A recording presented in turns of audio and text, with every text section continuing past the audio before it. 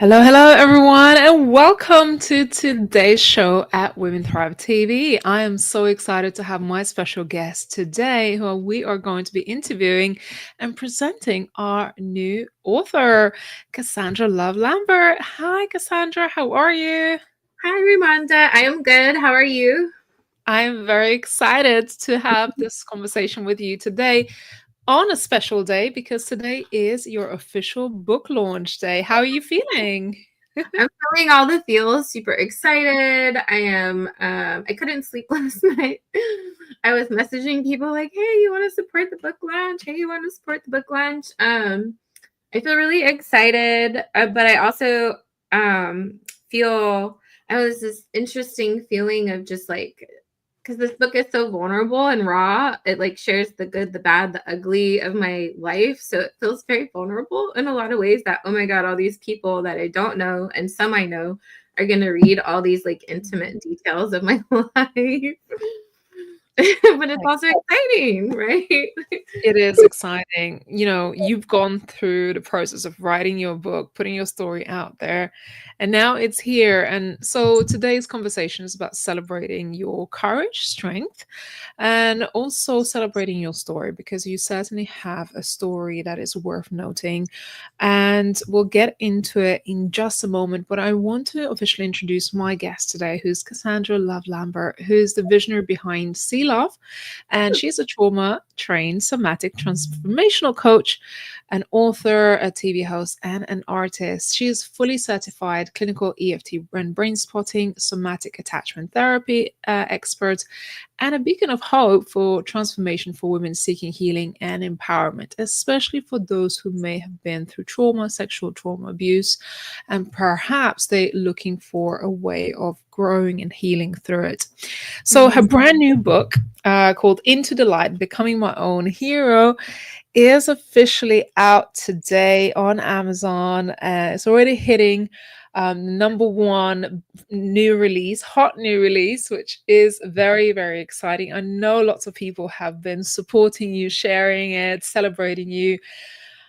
It's a beautiful book. It's certainly quite a bit of a read, which I am really excited for people to get their hands on it. We also recently had our event in Miami where you launched this book in person. So, what are you feeling excited about now that the book is out in the world?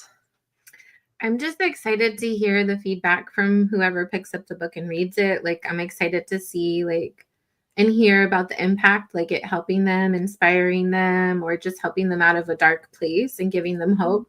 That like really moves me. And I've already gotten some messages like that, which is super exciting as well, because that's what it's all about. That's the whole purpose of the book, is to help people and inspire and bring hope to them. Yeah. So, Yeah. if we were just to give a little insight, what is the book about and who should read it? Yeah. So the book is about overcoming childhood trauma. I went through trauma so young, as young as 2. I was put in a foster care home, taken from my mom, and we had had a baby sister with this man she was with at that point. He was like an alcoholic. They would get into ugly fights. I fell and hit my eye on a coffee table, got a black eye. And that man's mom called CPS, right? And so CPS took me away, and who knows what I thought. I was only 2, but I could just like imagine, like I was scared. And I see, like, I do have some pictures from back then that have like the court paper behind them, and you just see on my face how upset I am. It's abandonment wounds, right? But not just abandonment wounds. While my mom was working to get me back, they got custody of my sister at that time, this sister that I haven't seen since then. So it's like double abandonment, right? Where's my mom and where's the sister I had, right? And I've never seen her since. And then fast forward, my mom ended up with another man. And at first, it felt like our life was becoming better. We were in San Francisco. We moved into this huge 3-story house, which was like crazy because before that, we were stuck in this tiny little bedroom in a house together. And he seemed like a business guy. He would take us all these like amazing places and adventures. And he ended up losing his job, and we moved into this tiny shack kind of apartment building in San Bruno. And that's when my mom was having to work and he was at home with me. And I remember them, like, before this point, I had never heard them fighting, but I witnessed him kicking my mom in her pregnant belly. She was pregnant with another baby. And so it kind of like registered, like, oh, like, this person isn't safe, or it's not who I thought it was, or, just these thoughts. It's so interesting too, because of how trauma and memories work. This is a memory my mom can't remember at all. Wow. And I can't forget, right? We talk about it all the time. I can't forget it, and she can't remember, right? Because her brain's blocking it out. And my brain is like, oh my God, that's so scary. It's like etched in there forever. But like, she went flying across the room into the worker chair. And the next thing I remember is just like the first time remembering my mom crying. So I went in the bathroom with her. And while she was at work, this is when he started to sexually abuse me. And, all the feelings of feeling trapped, scared, can't tell nobody, seeing what he did to my mom. And that went on till I was 8. And it wasn't just me, like a friend came over and I thought I was safe because, oh, my friend is here. And nope, he did things with her and me as well. And there's a picture of me actually in kindergarten that I've shared on social media before, where all the color is just like gone from my face. And that's when it started happening. You could just see that something was going on. Like if you see a picture of me from a year earlier and then that one, you could tell something really tragic was happening. And so that is just the beginning of life, right? All those things happening so young. And then as you get older, like me and my mom weren't getting along. She tends to be, she wasn't a lovey-dovey mom, because her mom wasn't a lovey-dovey mom. She was very hard, pick you apart. You have to do it her way. Her way's the right way. So you constantly just feel not good enough was a huge core belief that I grew up with. And just feeling like I always had to like chase for approval or love. So a lot of like neglect feelings or not feeling worthy of love. And as I got older, I started to like repeat patterns of my mom too, like being in abusive relationships. And I used to think that it was because of the sexual abuse, but it was like this combination, right? Because my mom was with me more and longer than the molester. So it had an impact, the like not giving love or affection or having to chase for love and affection and not feeling validated or getting emotional security or any of those things. So it just set me up to just end up with these kind of men that are the same way along the narcissistic scale. And there were some really crazy relationships. I wanted to die, kill myself at one point in life. I also turned to self-harm too, because sometimes physical pain felt less painful than emotional pain. So this book just really takes you on so many journeys within my life of like how even as I got older, like as an adult, I was still living my life in survival mode. Like the survival mode didn't really end until my 30s after I had my daughter and went on this whole single mom journey, which was a whole nother thing. But yeah, it just ebbs and flows and takes you on this journey of like finding myself and becoming my own hero. For a long time, I used to wish, I used to hope, I used to pray for help or someone to come save me or something to happen or wish for it to be easier. And all that ever did was open me up to get mistreated by people who would be like wolves in sheep's clothing. Like they show up as if they were everything that you were looking for or needing, but then like obviously had ulterior motives and things. And it was the moment where I decided I would get stronger and I was determined to figure things out. And obviously, I had my daughter. She was a huge part of my why and purpose, that I started to run into like actual solutions to change my life. Amazing. Yeah. Your story is so profound. And I remember the first time when I picked up, I mean, it was in a manuscript format when I first read it. Yeah.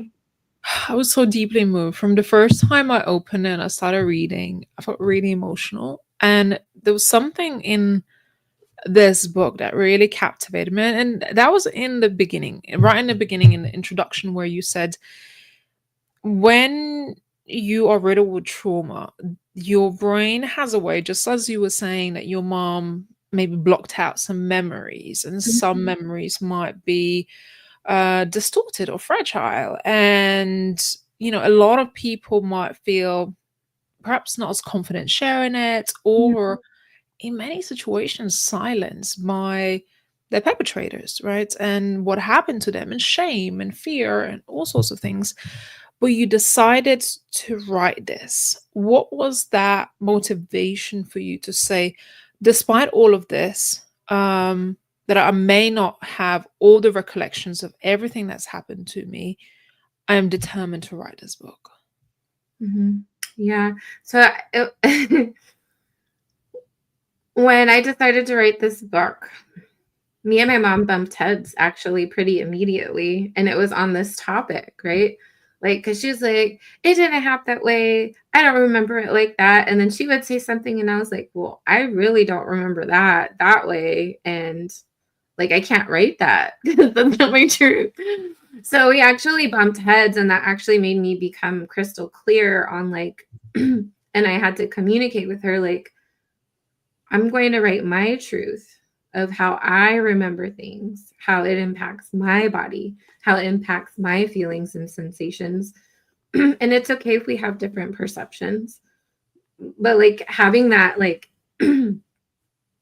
conflict at the beginning when I chose to write the book actually helped me just stay really firm in it throughout the whole thing. Hmm. What were some of the hardest things about recalling everything that's happened to you and put it in the book? Feeling it in my body, reliving it a lot. It was interesting. Writing the book the whole way through the first time was really fast. I was just like right out, right? And I didn't really feel it as much. It was when I went back to massage and edit and refine that I was slowing down more. And so I was really feeling all the sensations from those. There's one chapter. I was just like, oh, I hate this chapter. I hate this part of my life. Like, oh, I'm just so over it. Because it's a hard chapter. Yeah. And I must say, it was really emotional to read. I mean, I was in conflicted emotions from. I feel really emotional about talking about this. um, I was really emotional because of the deep experience. It was It so was personal. First of all, it was really a personal journey and perspective that you've taken us on. It was very, very intimate. And then seeing you as a little girl in those situations, like being abandoned by your family, maybe not by choice, but by circumstances, and then going through abuse and kind of ongoing abuse. It Yeah. was really heartbreaking for me as a mom. My heart was just breaking for you and any other girl or woman who has gone through it or going through it right now. And I was like, how important it is to have this book out and for you to share this testimony. Mhm. In the end of the book, at the very end of it, you wrote your testimony. Is it Impact, the impact statement. Yeah. impact statement? Tell me what it is and why you chose to include it in the book. Oh, now you're gonna make me cry. No. So an impact statement is something that they have survivors write for court when they go to court to prosecute the predator.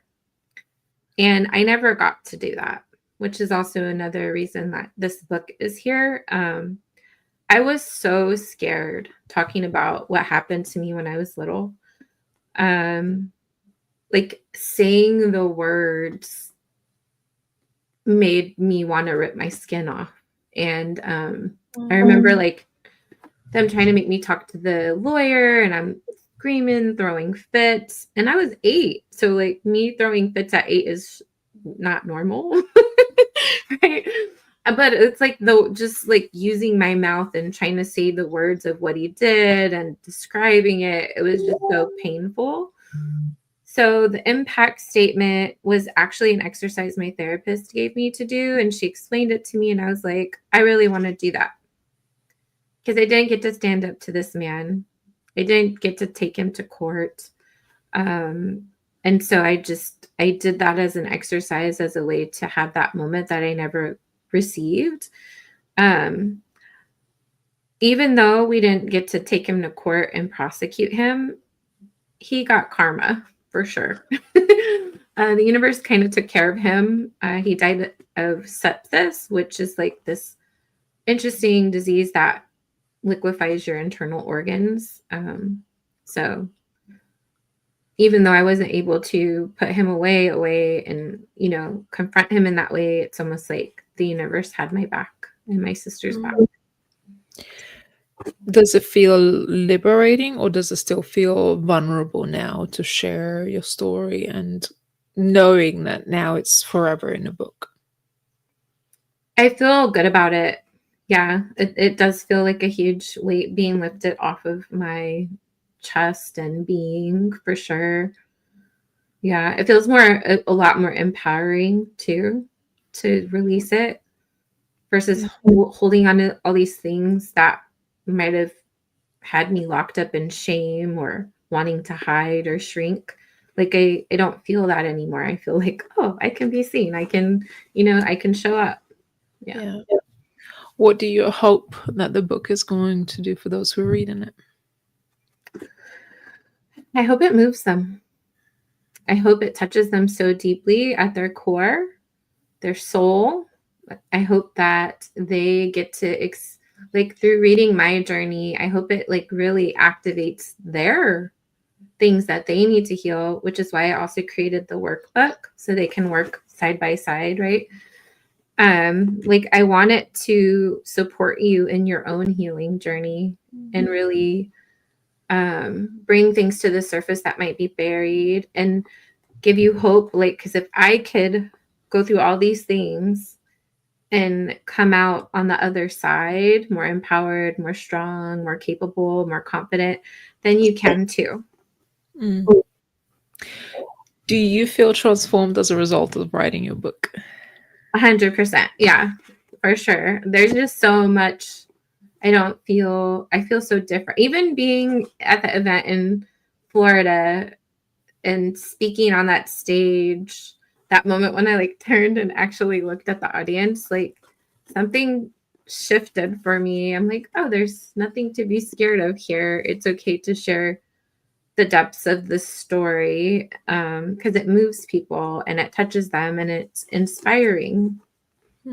Of course it is. And I think not enough people who have gone through experiences like this talk about it because of same feelings, like that fear and shame and guilt and going through the motions of it's not easy. It's really hard to share something like that with the world.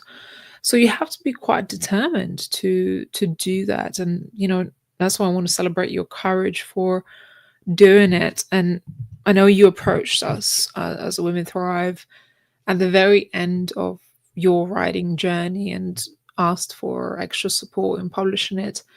But you pretty much did this entire book on your own with little support, little guidance. And honestly, it was an impeccable read, impeccable book.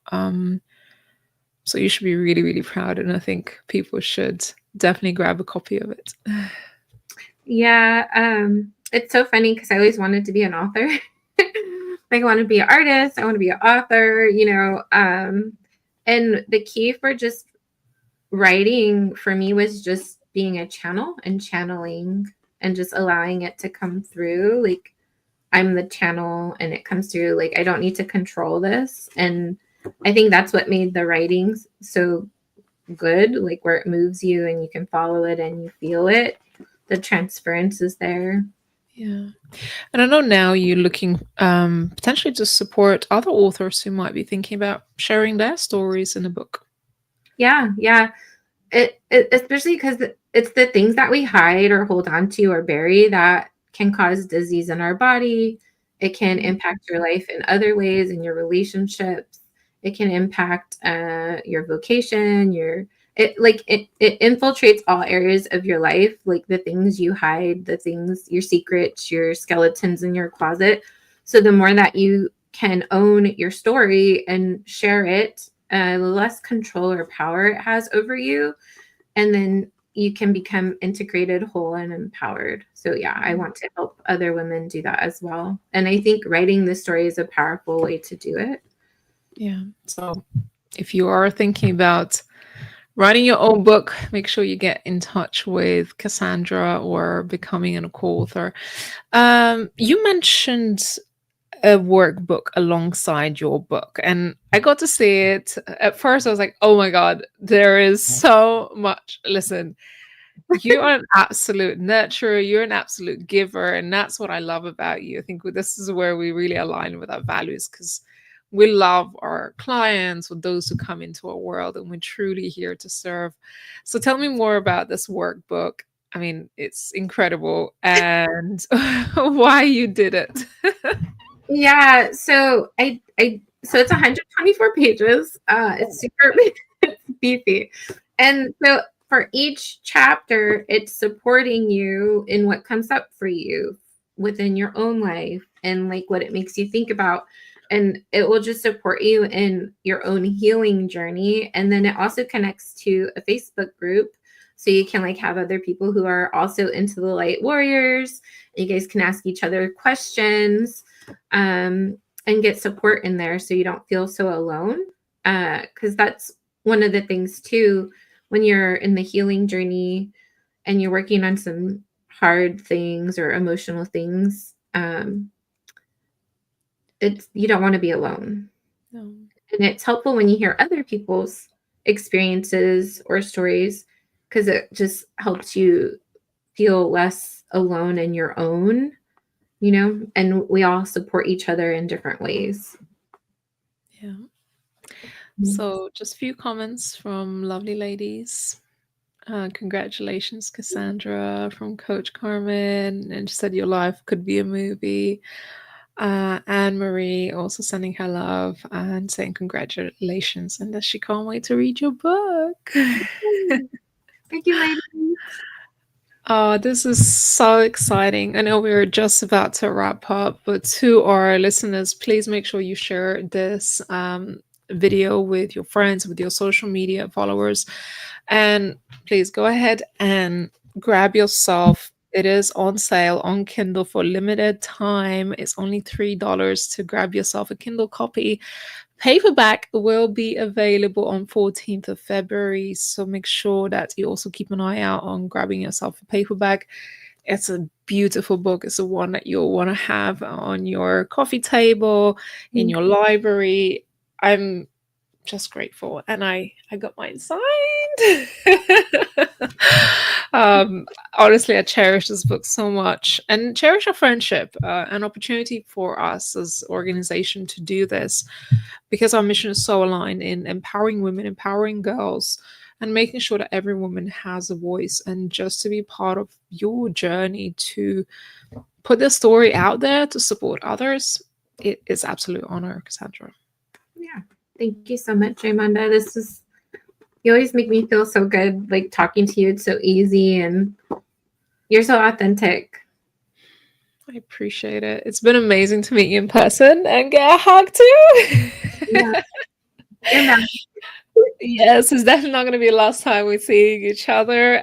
Listen, if you get a chance to go to any of future Cassandra's book signing events, have book tour coming up across the United States, make sure you keep an eye out. So get yourself a book, get yourself a workbook, get into her Facebook group that's part of and is connected to her book. And look, the healing never ends. And, it's amazing to be part of a beautiful community and have the support and be encouraged by people who have gone through.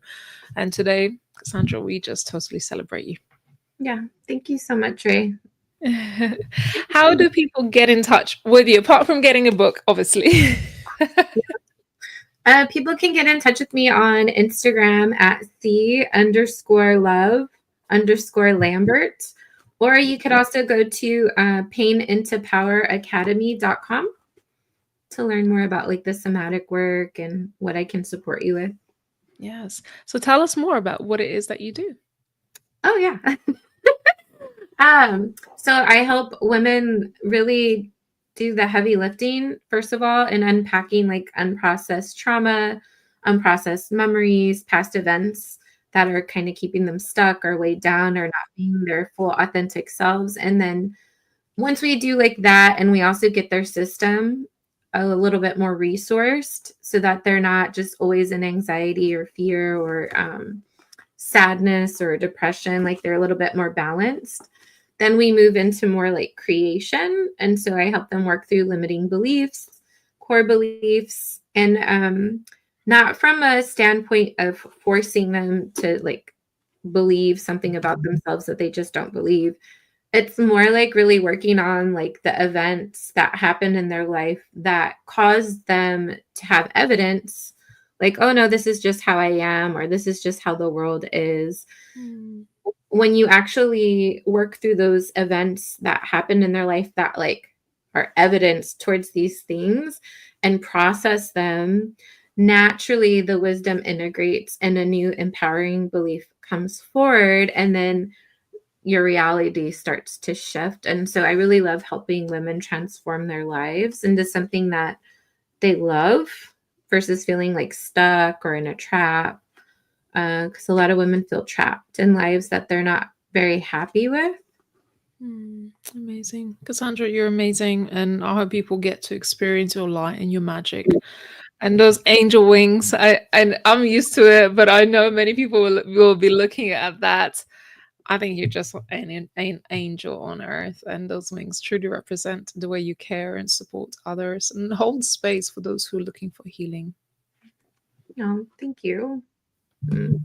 Congratulations once again, and I look forward to seeing everybody's reviews on Amazon. So if you grabbed yourself a copy, get onto Amazon and leave a review for Cassandra. Support it. Share it with your social media followers. And thank you so much for tuning in for today's conversation with our wonderful Cassandra Love Lambert, our amazing author. Thank you so much. Thank you. Cassandra. Bye-bye.